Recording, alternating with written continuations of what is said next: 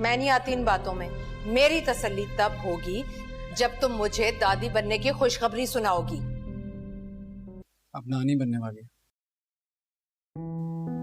یا اللہ تیرا شکر ہے سالیہ، اتنی بڑی خوشخبری سن کے اب تم کہیں نہیں جا رہی ہو. ماشاءاللہ. پھوپھو پلیز آپ غصہ ختم کر دیں. آپ کہیں نہیں جائیں گے اور ہمنا کا خیال آپ نے ہی تو رکھنا ہے جیسے پہلے رکھا تھا.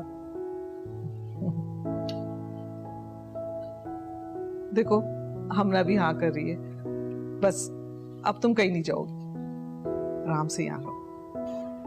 ٹھیک ہے بھابھی، میں ویسے بھی اپنی بیٹی کو اکیلے تو نہیں چھوڑ کر جا سکتی. میں بیبی آپ کو بعد میں کال بیک کرتا ہوں. نبیل، السلام علیکم. ابھی تک جاگ رہے ہیں بھائی؟ کب سے چل رہی ہے؟ کیا کب سے چل رہا ہے؟ تو میں ریسٹورنٹ میں لڑکی کے ساتھ دیکھا تھا.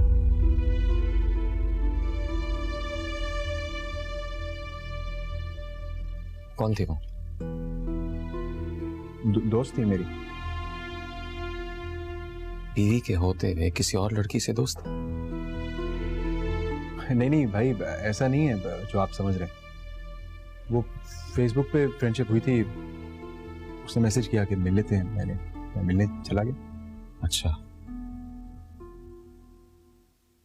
ماہین جانتی ہے؟ نہیں بھائی، ماہین کو پلیز کچھ مت بتائیے گا، وہ پیچھے پڑ جائے گی میرے. آپ کو پتہ ہے نا کتنی جذباتی ہو جاتی ہے. اگر ماہین کی فیلنگز کی اتنی فکر ہے نا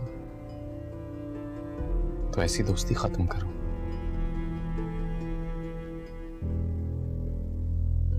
ویسے بھی ماشاءاللہ تمہاری اپنی فیملی بڑھنے والی ہے.